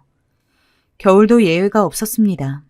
불이 날 수 있으니 전기장판도 허락하지 않은 사장님 때문에 한파가 몰아닥치는 겨울밤엔 오들오들 떨면서 새우등처럼 몸을 잔뜩 꼬부리고 자야 했죠. 그 추운 날 몸을 웅크리고 잘 땐 얼마나 신음소리가 나오던지 아직도 그 밤들을 잊지 못하곤 해요. 그렇게 전 방음도 잘 되지 않고 모든 사람들의 얼굴이 우울하고 신경질적인 고시원에서 4년을 버텨야 했습니다. 하지만 원룸을 구하기엔 보증금도 없고 월세도 아까워 벗어나진 못했고 엄마는 그런 제 처지라 안타까워하면서도 도와줄 수가 없었고요. 그래도 엄마는 바쁜 가운데 절 위해 늘 반찬을 해다 주시곤 했어요. 미안하다, 소은아. 엄마가 다른 부모들처럼 우리 소은이한테 이것밖에 못 해주네, 늘. 그래도 소은아, 엄마가 김치 보낸 거 다 먹고 반찬도 꼭꼭 씹어 먹어라. 알겠지? 엄마, 뭐하러 또 해줬어요. 나 여기 고시원에서 나오는 밥 먹으면 된다니까. 엄마도 일하느라 바쁠 텐데. 아니야. 우리 딸 이거라도 해줄 수 있어서 엄만 다행이야. 엄마가 항상 미안해. 엄마가 보내준 반찬들과 밥을 먹을 때면 왜 그리도 눈물이 났는지 엄마 생각이 나서 더 그랬던 것 같아요. 날 위해 고생하고 계실 엄마. 그런 엄마가 만들어준 겉절이를 먹을 때면 눈에 불을 켜고서라도 열심히 해서 성공해야겠다는 생각을 했어요. 고등학교 때처럼 그 와중에도 공부는 열심히 했습니다. 학점을 잘 따 조금이라도 좋은 회사에 가야 제 팔자가 필 걸 알았으니까요. 그래서 공부는 지독하리만큼 열심히 하여 4.3의 학점을 받아내었고 그 결과 꽤 괜찮은 회사에 취직했습니다. 하지만 회사 생활은 만만치 않았습니다. 회사는 그야말로 소리 없는 전쟁터였고 긴장감이 가득한 겨울 빙판 같았습니다. 잘리지 않기 위해 실수하지 않아야 하고 상사의 꾸지람을 받지 않기 위해 끊임없이 눈치를 봐야 했으니까요. 특히 그 회사엔 아주 엄격한 상사분이 있었는데 아주 작은 실수 하나에도 모진 구박을 하곤 했습니다. 소은 씨, 똑바로 못해? 회사가 돈이 남아돌아 자기 월급 주는 줄 알아? 이거 하나 제대로 못하면서 무슨 회사 생활 하겠다는 거야? 정신 똑바로 차리고 일해. 네, 죄송합니다. 죄송합니다. 한 번만 실수하면 그땐 큰 소리 나올 거야. 제가 회사를 다닐 때 늘 달고 다녔던 말은 바로 죄송합니다였어요. 참 서러운 시간이었죠. 그러면서도 생활비나 아끼기 위해 회사 앞 조그만 원룸 안에서 아등바등 한 푼이라도 돈을 아껴가며 살아야 했습니다. 전 그곳에서도 여전히 가계부를 쓰며 효율적으로 돈을 관리했습니다. 생활용품은 무조건 최저가로 구매했고 필수적인 게 아닌 것들은 애초에 눈을 돌리지 않았습니다. 옷은 같은 색의 옷으로 5벌, 바지 5벌을 돌려가며 입고 다녔고 밥은 늘 회사 안에서 주는 식대 안에서 해결했고 커피는 회사에서 제공해주는 것만 마시되 가끔 동료들과 기분을 내고 싶을 때만 마시곤 했어요. 하지만 제가 이렇게 다니자 회사 사람들도 어느새 그런 저의 행동과 성향을 파악하곤 이렇게 물었습니다. 소은 씨는 쇼핑하면서 스트레스 풀고 싶지 않아? 그렇게 어떻게 살아? 그러면 저는 대충 이렇게 이야기하며 웃어 넘기곤 했습니다. 저도 그러고 싶죠. 그런데 그러면 마음이 더 찝찝해져요. 조금이라도 한 푼이라도 아껴 사는 게 더 마음 편해요. 그건 정말이었습니다. 차라리 그 돈 아껴 고생하시는 엄마에게 좀 보내드리고 저축하는 게 훨씬 마음에 들었어요. 어느 정도였냐면 우연히 회사 근처에서 예쁜 메이크업 파우치를 하나 봤는데 분홍색 파우치에 눈동자 2개가 붙어 있는 게 너무 귀여워 회사로 들어가기 전 유리창에 진열된 그걸 보고 나면 기분이 좋아지곤 했습니다. 그러던 어느 날 야근에 시달리고 고단한 몸으로 집으로 돌아가는데 그게 보이는 겁니다. 그때 대체 뭐에 홀린 건지 저도 모르게 무의식적으로 그 파우치를 계산대로 끌고 가 카드를 내밀어 버렸는데 집으로 돌아오는 내내 어찌나 마음이 불편하고 불편하던지 결국 집 앞까지 다 와서 환불을 해버렸습니다. 단돈 2만 원이었지만 이 돈으로 커피를 4번은 먹을 수 있다 생각하니 너무 아까웠어요. 하지만 제가 이 모양이니 연애는 점점 제 삶에서 점점 사치가 되어가고 멀어져가는 것 같았습니다. 소은 씨는 연애할 생각 없지? 이번에 나 아는 사람 중에 괜찮은 사람이 있는데 소개팅을 시켜달라 하더라고. 아, 네. 저는 연애는 괜찮아요. 무려 저는 5년간이나 소개팅을 받지 않았어요. 얼른 돈을 모아야겠다는 생각이 말이죠. 회사 동료들은 제게 소개팅을 시켜주려 하지 않았고 저 역시 연애하려는 마음이 사치처럼 느껴지기 시작했습니다. 하지만 그런 제게도 좋아하는 사람이 생겼습니다. 바로 제가 다니는 회사 동료였죠. 늘 착실하고 성실해 보이는 모습도 좋았지만 무엇보다 웃을 때 반달처럼 휘어지는 눈매가 참 귀여웠습니다. 마치 진열장의 파우치처럼 보기만 해도 기분이 좋아지는 사람이었어요. 그래서 은근슬쩍 업무를 도와주기도 하고 커피 한 잔을 책상에 올려놓아 보기도 했습니다. 하지만 저도 어떻게 접근해야 할지 몰라 막상 다가가진 못하고 있었습니다. 그러던 어느 날 그 남자가 제게 업무를 도와줘서 고맙다는 의미에서 주말에 커피를 사겠다 하며 문자가 날아온 거예요. 순간 설렘을 주체할 수 없었어요. 하지만 인생이란 참, 첫 데이트를 하기로 했던 그날 언니에게 끔찍한 소식을 듣고 말았어요. 소은아, 엄마가 지금 병원에 있어. 얼른 와줘야겠다. 어쩔 수 없이 데이트를 취소하고 갔는데 엄마는 너무나 빼마른 모습으로 병원 침대에 누워 있었습니다. 그런 엄마의 모습에 눈물이 절로 흘러 엄마 손을 잡고 한참을 울었습니다. 소은아, 엄마가 암이래. 그래도 초기라 수술하면 좋아질 거야. 엄마가 우리 키운다고 일을 많이 하셨잖아. 그래서 이런 암도 생겼나 봐. 언니도 너무 속상하다. 언니도 저와 함께 한참을 울며 마음 아파했어요. 그러다 저희 사이에 자연스레 엄마의 수술비에 대한 이야기가 나오게 되었죠. 근데 수술비가 액수가 너무 큰데 어쩌면 좋지? 언니, 걱정하지 마. 내가 해줄게. 나 모아놓은 돈 있어. 무슨 소리야. 너 결혼 자금이잖아. 됐어. 언니는 제가 언젠가 결혼하려고 모아놓은 돈이 있다는 걸 알고 있었어요. 그래서 더더욱이나 그 돈은 쓸 수 없다고 고집했어요. 허나 언닌 사는 형편이 빤하고 엄마가 이렇게 누워있는데 어떻게 그 적금을 깨지 않을 수 있나요? 전 곧바로 적금을 깨 그 모든 돈을 엄마 병원비로 털었습니다. 그땐 엄마의 건강만이 중요했기 때문에 옆에서 엄마를 보살피며 회사 끝나고 병원으로 가는 게 일상이었어요. 제가 엄마를 잘 챙기지 못해 엄마가 이렇게 됐다는 생각에 죄책감이 많았거든요. 하지만 아픈 엄만 외려 미안해하셨어요. 소은아, 미안하다. 너 엄마 수술비 때문에 네가 번 돈 다 날렸다며. 네 언니가 오늘 아침에 다 얘기해줬다. 너한테 미안해서 어떡하면 좋니? 엄마, 무슨 그런 말을 하고 그래. 낫기만 해. 엄마 낳아서 건강해지기만 하면 난 그걸로 됐어. 알겠지? 평생 우릴 위해 고생하시고도 자식 돈 쓰게 했다고 미안해하시는 엄마. 전 그런 엄마의 주름진 손을 잡아주며 그저 괜찮다고, 난 우리 가족만 있으면 된다고 여러 번 말해주었어요. 마음은 속상하고 상황도 힘든 그런 나날들이었어요. 근데 신기하게도 저와 데이트하기로 했던 남자와의 연은 계속 이어지더라고요. 소은 씨, 어머님은 좀 괜찮으세요? 저한테 먼저 엄마의 안부를 물어주는 한편 제 안부까지 함께 걱정해 주었어요. 아, 네, 괜찮아요. 다행이네요, 정말. 혹시 이번 주에 병원 안 가면 저녁 같이 할래요? 시간 괜찮으시다면요. 그 사람과 함께 있으면 퍽퍽하고 고단한 인생 속에 무언가 행복이라는 팻말 같은 게 싹 트는 기분이었습니다. 그 다음 주 우린 약속대로 하얀 눈이 내리는 날 첫 데이트라는 걸 했습니다. 영화를 보고 레스토랑에 가서 밥도 먹고 눈을 맞으며 하얗게 변한 거리도 걸었죠.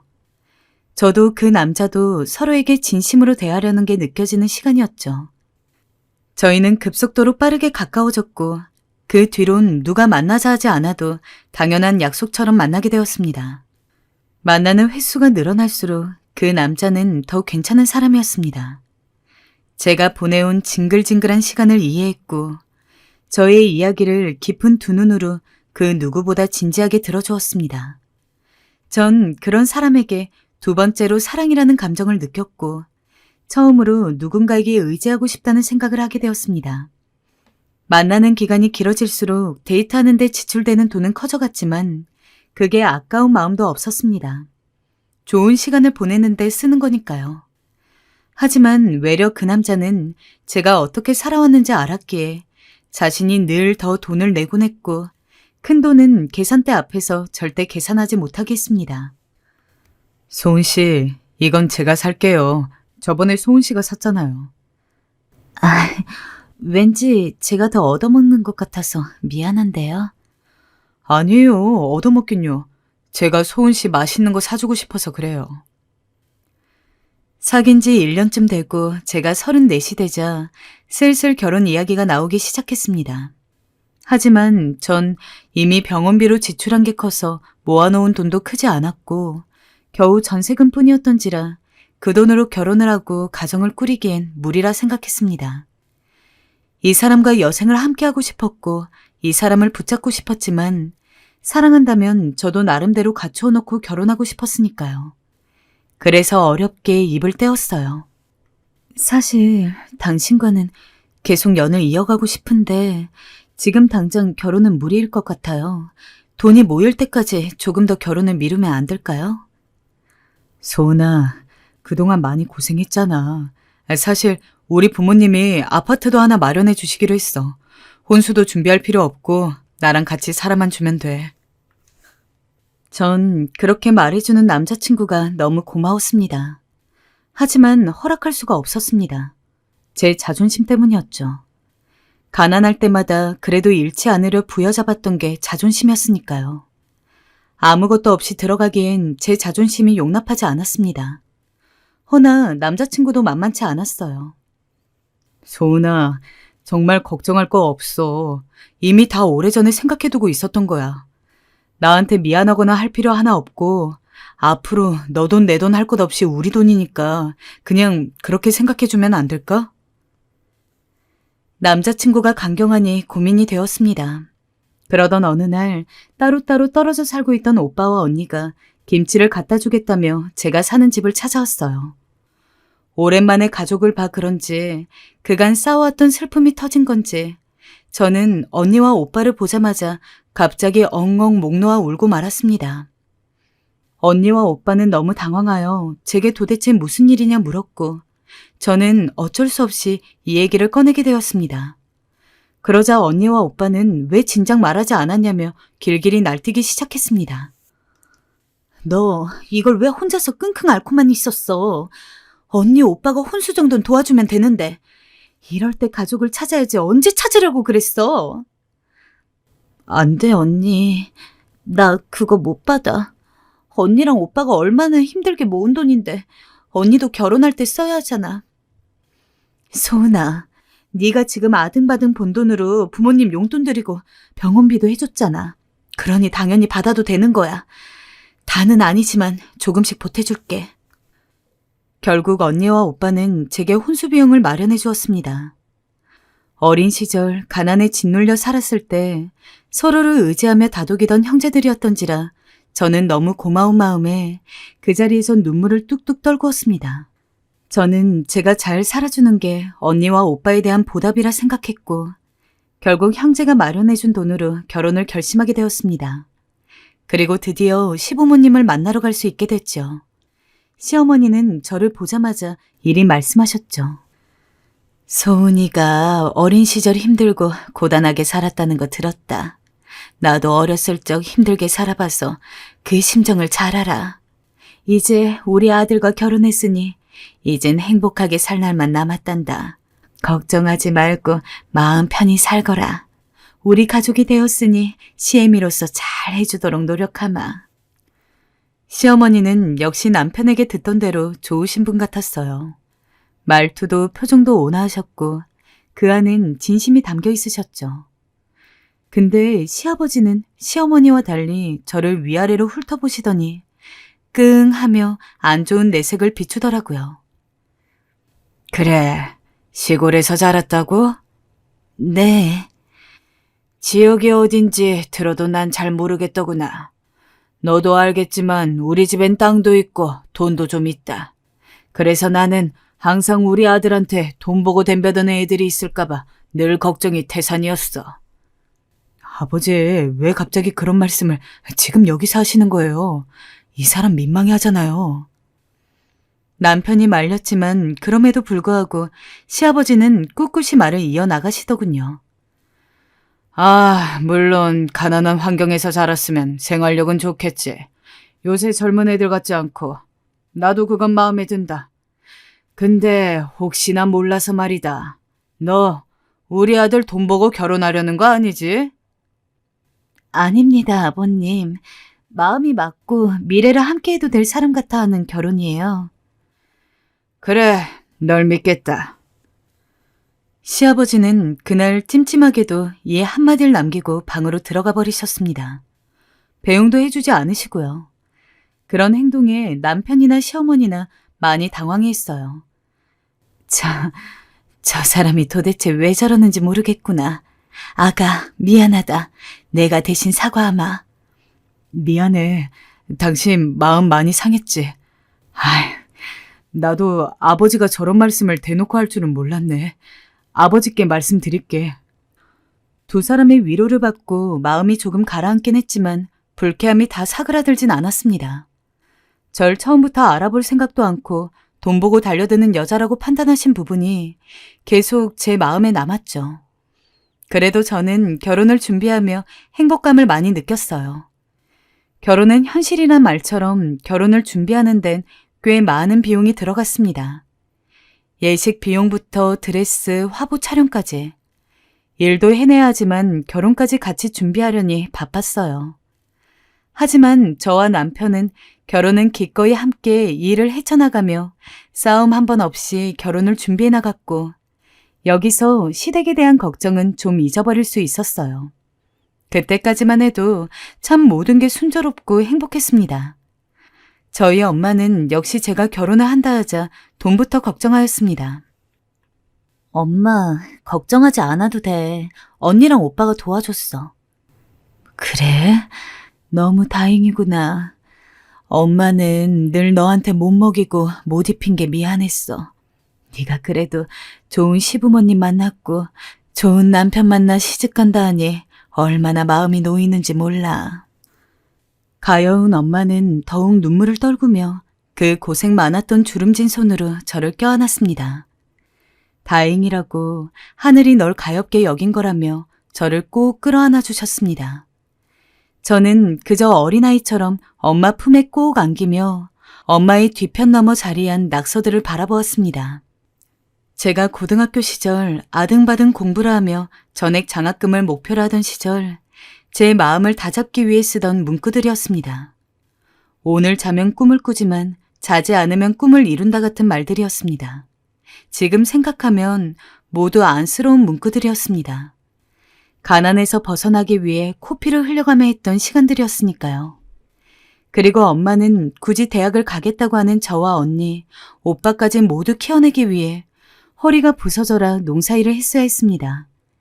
저에게 그냥 대학 가지 말라 부탁 한번 할 수 있었을 텐데, 엄마 너무 힘들다고 말할 수도 있었을 텐데, 엄마는 한 번도 그러지 않았습니다.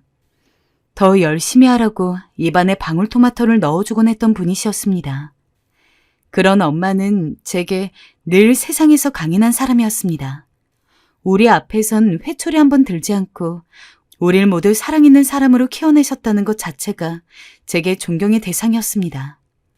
과연 결혼하면 내가 엄마처럼 될 수 있을까, 살 수 있을까 하는 생각이 들 만큼요. 하지만 엄마는 제가 상견례를 얘기하자 걱정부터 했어요. 너희 사돈어른이 날 안 좋게 보지는 않을지 걱정이구나. 엄만 그냥 촌사람인데. 엄마, 무슨 말이야. 엄마가 거기서 제일 고울 거야. 그러니까 걱정 말고 예쁘게 하고 오셔. 내가 사준 옷 입고 와. 그때부터 시작이었던 것 같습니다. 저의 결혼 생활에 고통 없을 것 같은 시간에 폭풍이라는 단어가 끼어든 것 말이죠. 상견례 날 저희는 한정식 집에 모였습니다. 다행히 저는 시어머니와 최근 계속 얼굴을 보던 낯이 있어 어색하지 않았고, 아가씨도 성격이 밝고 싹싹한 편이라 화기애애한 분위기 속에서 대화를 이어나갈 수 있었습니다. 엄마는 어린 딸을 잘 부탁한다는 말을 계속 반복했고, 시어머니는 엄마에게 시골 생활이 부럽다고 도시에선 번잡한 일만 생긴다며 엄마에게 이것저것 전원 생활을 여쭤보셨죠. 모든 게 순탄하게 흘러가고 있었습니다. 그런데 그때 시아버지께서 들어오셨어요. 시아버지는 언제나 그렇듯 미간을 조금 찌푸린 얼굴로 들어오셔선 늦은 거에 사과 한마디 하지 않고 상석에 앉으셨습니다. 아니, 당신 왜 이렇게 늦었어? 상견례 자리까지. 여기 사돈께서 기다리고 계셨잖아. 아이, 좀 늦을 수도 있지. 옆엔 내가 왜 이리 잔소리가 많아? 미안하게 됐어요. 음식 시킬까요? 시어머니께서 퉁을 주셔도 그냥 늦을 수도 있지라는 말을 중얼거리며 메뉴판을 보고 이것저것 시키자는 말만 했죠. 남편은 아버지의 태도에 소리 없는 한숨을 지었습니다.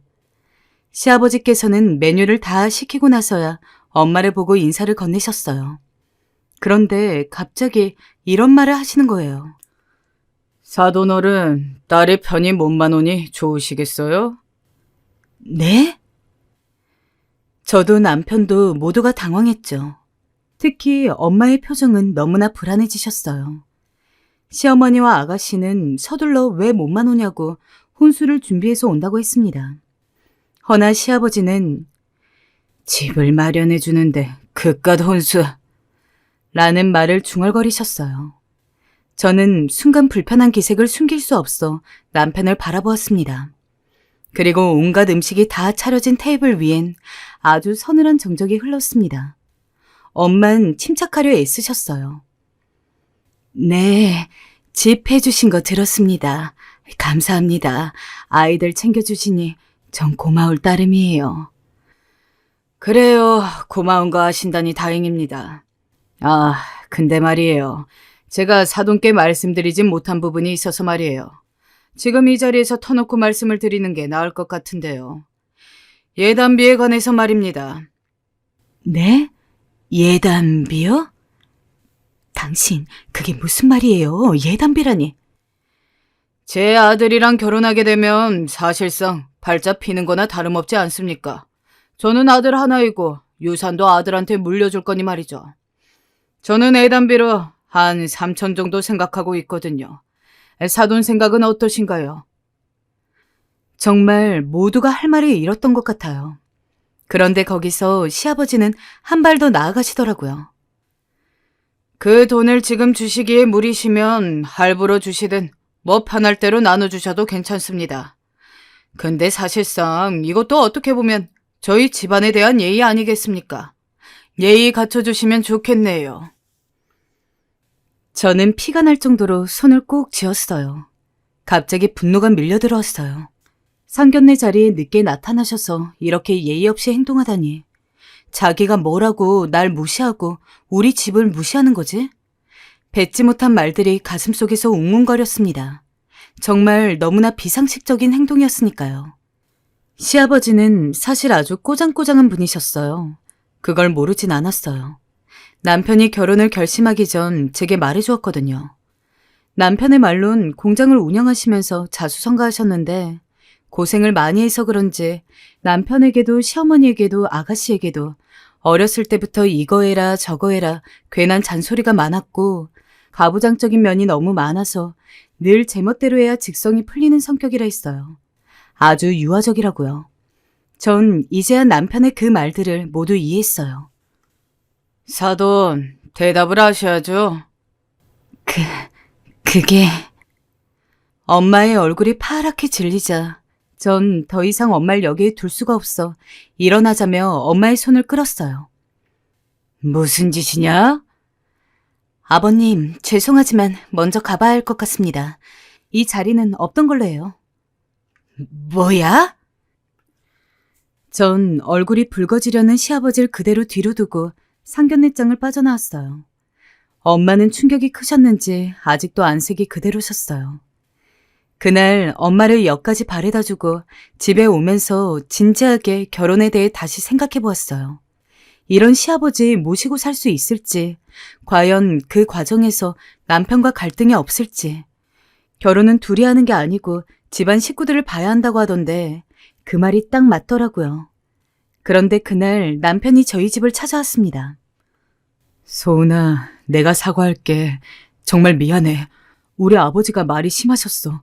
나도 너한테 미안해서 고개를 못 들겠다. 사실상 남편 잘못은 아니었지만 그땐 이미 마음이 너무 상해 남편마저 믿게 보이던 때였습니다. 그리고 결혼을 다시 고려하고 있었기 때문에 남편을 더더욱 만나고 싶지도 않았어요. 그래서 결혼을 얼마 남기지 않은 상황에서 남편에게서 오는 모든 연락을 다 차단해버렸어요. 하지만 남편은 포기하지 않고 계속 집문을 두드렸고 결국 시어머니까지 집으로 오시게 되면서 얘기가 길어졌습니다. 소은아, 나도 우리 바깥 양반이 하는 말에 많이 다치곤 한다. 워낙 가부장적인 사람이라 나도 고생 많이 하고 살았어. 근데 뭐 어쩌겠니, 저리 늙어버린 걸. 마음 넓은 네가 조금만 이해해 줄 순 없겠니? 다른 건 몰라도 네가 우리 아들과 결혼하면 이 양반이 괜히 너한테 험한 소리 하는 건 내가 어떻게든 다 막아주마. 응? 약속하마, 소은아. 시어머니는 한참이나 저를 설득하려 드셨고 그렇게까지 하시니 저도 마음을 안 풀 수가 없겠더라고요. 또 당시 저도 남편과 결혼하고 싶은 마음이 강했기 때문에 이 일은 그대로 지나가기로 했습니다. 시아버지 또한 시어머니에게 한 소리 크게 들으셨는지 더 이상 예단비 얘기는 꺼내지 않으시더군요. 물론 결혼식 내내 절 달갑지 않게 보시긴 하셨지만요. 하지만 시아버지의 몰상식한 행동은 여기서 끝나지 않았습니다. 다음 제 인생에 던져질 폭탄은 더 강하고 셌습니다. 결혼식이 끝나고 신혼집에서 남편과 함께 집을 꾸미고 있었을 때였어요. 시어머니께서는 두 사람이 하는 것보다 몇 사람 손이 더 거치면 빨리 끝날 거라고 하시며 반찬들까지 바리바리 챙겨가지고 오셔서 집 정리를 도와주셨죠. 저희는 어머니께 신혼여행에 대한 이야기를 들려드렸고 저희 세 사람은 함께 오붓하게 신혼여행지에서 있었던 일과 예쁜 풍경들로 이야기를 꽃피우며 즐겁게 담소를 나누고 있었어요. 그런데 현관문이 열리는 소리가 들리더니 시아버지께서 들어오시는 거예요. 저번 상견례 날 사건도 잊고 있었기에 제 표정은 당연히 저절로 굳어졌죠. 시아버지는 마치 자기 집처럼 집안을 활보하시더니 저희가 정리하고 있는 그릇들을 보셨습니다. 집은 마음에 드냐? 시아버지의 말에 저는 서둘러 고개를 끄덕이며 너무 좋다고 감사하다 말하며 밥은 드셨냐 물었죠. 그런데 시아버지께서 갑자기 이렇게 말하시는 겁니다. 시장하다 뭐라도 먹어야 되겠어. 아휴, 뭐라도 해와라. 명령조의 말투, 요구하는 게 당연하다는 태도. 거의 이 집의 상정과 같은 태도였죠. 시어머니의 표정은 급격히 안 좋아졌고 남편은 벌써부터 화가 조금 나 있는 것 같았어요. 하지만 이런 날까지 전 분란을 만들고 싶지 않았기에 손으로 남편을 저지하곤 제가 그럼 간단히 볶음밥이라도 해오겠다고 말하며 부엌으로 서둘러 향했어요. 그리고 햄과 파를 송송 썰고 볶음밥을 만들고 있는데 시어머니께서 다가오셔서 조용히 말하셨어요. 미안하다 얘야. 저 양반이 원래 저래. 그래서 안 부르려 했는데 굳이 오겠다 해서. 아휴, 정말 황혼이혼이라도 해야지. 못 살겠다, 못 살겠어. 아니에요, 어머니. 괜찮아요. 얼른 나가 계세요. 아버님 혼자 있는 거 싫어하시잖아요. 아휴. 결국 저는 어머니까지 그렇게 달래고 볶음밥을 만들었습니다. 그런데 그때였습니다. 갑자기 부엌 안에서 쨍그랑하며 그릇들이 깨지는 소리가 들렸습니다. 그리고 시어머니와 시아버지 간의 고성이 오가는 겁니다. 전 그 소리에 너무 놀라 서둘러 밖으로 나갔습니다. 밖으로 나가니 상황은 가관이었습니다. 시아버지께선 얼굴이 새빨개진 얼굴로 남편에게 사태질하고 있었고 남편 역시 소리를 지르고 있었죠. 시아버지의 노한 눈빛이 제게로 향했습니다. 아니, 아무리 시골 노인네라고 해도 경우가 없지. 어떻게 이딴 그릇을 혼수로 해올 생각을 해? 시아버지가 내민 그릇의 뒤편엔 2,000원이라는 숫자가 붙어 있었습니다. 그릇의 가격표였습니다. 순간 제 얼굴이 당황스러움으로 물들었습니다. 며칠 전 엄마가 전화로 혼수 도와주지 못한 게 마음에 많이 걸렸는지 그릇만큼은 꼭 자기가 해주겠다고 하면서 저렴한 곳을 찾았다고 하길래 전 그래달라 했었습니다. 그런데 그게 다이소 그릇일 줄은 몰랐죠. 시아버지께선 폭주하는 기관차처럼 말을 멈추지 못하셨습니다. 아니, 너네 집 형편이 어렵다 해도 우리가 집도 해주고 다 해주지 않았니? 그럼 이거라도 제대로 해와야지. 어디서 격떨어지게 이딴 그릇을 들고 와. 네 남편이 이 그릇으로 밥 먹으면 행여나 나가서 일 잘할 수 있겠다, 어? 아무리 니네 엄마가 이걸 해주셨다고 해도 네가 안 된다고 돌려보냈어야지. 넌 상식도 기본 예의도 없는 거냐? 아니면 가난한 총구석 집안이라는 거 티내고 싶은 게야? 순간 머릿속이 하얘져 뭐라 말해야 할지 몰랐습니다. 가격이 1,000원이고 2,000원이고 10만 원이고 100만 원이고 도대체 어떤 그릇으로 아들이 밥을 먹여야 화가 안 나셨을까요? 내가 다른 혼수를 안 해온 것도 아니고 그릇 하나 때문에 이런 대우를 받아야 하는 게 너무 속상했습니다. 그것도 모르고 미안한 마음에 그릇이라도 보내주려고 했던 엄마는 하루 종일 고르고 또 고르셨을 텐데 순간 엄마의 얼굴이 스쳐 지나가면서 왈칵 눈물이 터질 것만 같았습니다. 아버님, 죄송하지만 저희 엄마는 아마도 가격보다 그릇이 단단하고 좋아 보이셔서 해주신 걸 거예요. 왜 제가 이런 말까지 들어야죠? 말씀이 너무 지나치신 거 아니세요? 뭐야? 어디서 꾸박꾸박 시비 말에 말대꾸를 해? 너, 네 집에서 그러라고 하든? 시아버지 말이면 뭐든 반박하라고? 겨우 이깟 그릇 해오는 집안인 줄 알았다면 난 진즉에 이 결혼 반대했다. 니네 절대 허락 안 했다고. 돈이 없으면 성이라도 보여야지. 어디서 격떨어지게 이딴 걸 해가지고 와. 여보, 제발 그만 좀 해요. 아가야, 차라리 나가 있어라. 시어머니는 저의 울 것 같은 표정을 보곤 서둘러 절 내보내시려 했습니다. 허나 저도 더 물러서고 싶지가 않더라고요. 예단비 요구했던 것부터 시작해서 이제는 그릇 가지고 난리라니 해도 너무하단 생각이 들었습니다. 마치 제가 무슨 팔려온 사람도 아니고 왜 이런 말을 들어야 하는지 가난에 대한 상처가 다시금 절 아프게 하는 것만 같았어요. 그런데 그때 참 타이밍도 공교롭게도 엄마에게서 전화가 걸려왔습니다. 전화를 받지 않고 핸드폰을 멀뚱히 보고 있었는데 갑자기 시아버지께서 제 허락도 없이 전화를 대뜸 받으시더라고요. 그리고선 사돈, 네, 접니다. 아니 제가 방금 지금 이 싸구려 그릇들, 2,000원짜리 그릇들을 발견했는데요. 이걸 혼수로 해주신 게 말이나 됩니까? 여기다 내 아들 밥 먹고 국 먹으라는 거예요? 아니, 우리 집안을 얼마나 우습게 봤으면 이런 짓을 하시는 겁니까? 사도는 생각이라는 게 없으세요? 가난한 걸 그리 티내고 싶으셔요? 시아버지의 비아냥거리는 목소리는 제 가슴을 아프게 헤집었고 전화기 너머 떨리는 엄마의 음성이 고스란히 전해졌습니다. 남편이 곧바로 전화기를 빼앗아 엄마에게 죄송하다 말씀드리고 서둘러 전화를 끊었지만 이 여파는 가라앉질 않았습니다. 시아버지는 엄마가 해준 그릇을 죄다 쓰레기통에 집어넣더니 그대로 나가버렸어요. 박살나고 조각난 그릇들을 보니 이게 무슨 일인가 싶더라고요.